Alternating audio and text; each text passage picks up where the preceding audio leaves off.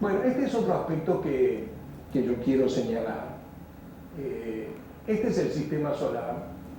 Como todos sabemos, acá están nuestros planetas, los planetas terráqueos, o digamos, donde estamos nosotros, que son los más pequeñitos, y después están estos, que son gaseosos y son mucho más grandes. Una de las cosas que la gente que estudia el tema del clima ha hecho, digamos, y a mí me pareció interesante, es comparar, digamos, estos que son nuestros vecinos, digamos, Venus está más cerca del Sol, la Tierra está en el medio, Marte está más alejado, y todos sabemos, digamos, que tienen diferencias importantes. Este gráfico, digamos, muestra, digamos, el calentamiento por efecto invernadero, por CO2, y la presión de CO2, la presión parcial, digamos, de CO2 que tiene, digamos, que cada planeta tiene. Fíjense lo que dice arriba, dice, la Tierra en realidad, y esto nosotros en general no somos conscientes de eso, está delicadamente situada. Estamos en un punto único y especial. Si la Tierra estuviera un poquito más lejos, digamos, sería absolutamente gélida. Y si estuviera un poquitito, un porcentaje nomás, el 1% más lejos sería gélida, el 5% más cerca del Sol, digamos, herviría, los océanos hervirían. Entonces, digamos, acá hay diferencias importantes en lo que hace a la presión parcial de CO2, esto lo vamos a ver un poquito más adelante, pero en principio esto explica, digamos, por qué Venus tiene, digamos, un calentamiento que está en el orden de 500, 600 grados y Marte, en cambio, tiene muy baja temperatura. Y esta, digamos, es la Tierra hace 3.500 millones de años, como era, digamos, la situación en relación con el CO2, y esta es la Tierra en la actualidad, por aquí en el medio, porque ya subieron los 300 ppm, y cuál sería, digamos, la situación si llegamos a los 600, a las 600 partes por millón. Otra cosa que me interesa decir, y esto al doctor Estarico le va a gustar, porque es digamos, un ídolo de, efectivamente, la teoría del caos. El clima es un sistema caótico. Esto lo descubrió este caballero, Edward Lorenz, que falleció hace no mucho tiempo, hace unos años, en 1960, profesor en el MIT, el Instituto Tecnológico de Massachusetts. Y él descubrió, digamos, esta idea del caos. Enseguida les cuento cómo, algunos seguramente lo saben, pero que alude a sistemas que son aparentemente desordenados. No es que, digamos, sean caóticos en el sentido que nosotros le damos al término, sino que son caóticos con una estructura subyacente.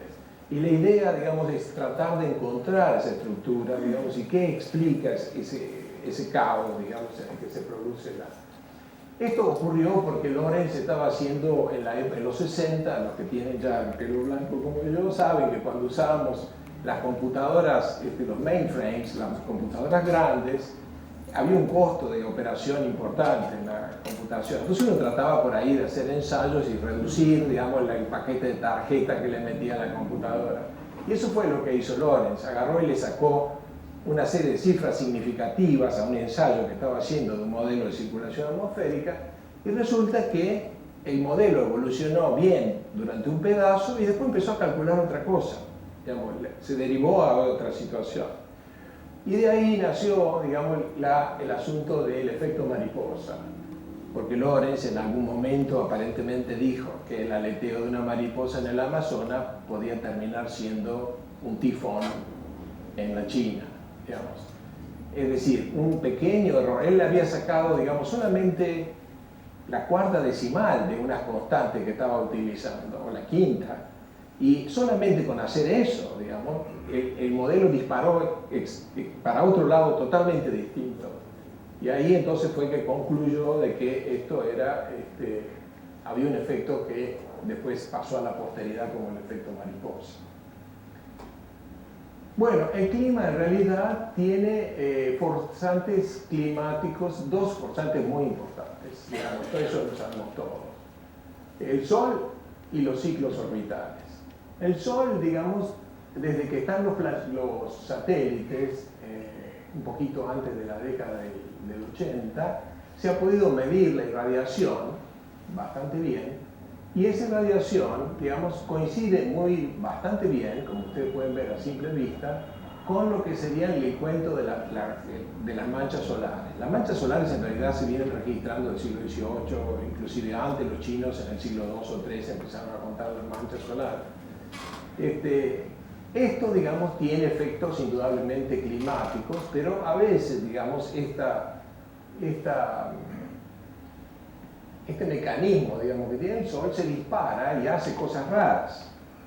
Yo no soy un experto en esto, ni mucho menos, pero por ejemplo, en el siglo XVII ocurrió esto que se conoce como el mínimo de Maunder, que fue una caída en las manchas solares, y después ocurrió un mínimo de Dalton, que algunos incluso dicen que no fue tan mínimo, pero en realidad el que importa es este. Durante este periodo, entre 1670 o cosas así, y casi el 1700 y pico, el número de manchas solares decreció significativamente y hubo una época climática muy llamativa que se conoce como la pequeña edad de hielo. Esto quedó patentizado en las pinturas, por ejemplo, de Peter Bruegel en Holanda, donde muestra escenas invernales, la gente patinando en los canales y demás. Esto no es tan holandés porque esas montañas no hablan de Holanda, pero esto sí, y eso no se vio nunca más. Digamos, o sea, eso ocurrió entonces y nunca más. La pequeña edad del hielo ha tenido manifestaciones en otros sitios del planeta, pero bueno, fue un periodo en el cual el Sol mostró esa capacidad que tiene de regular el clima. Y el otro gran forzante que tiene son los ciclos orbitales de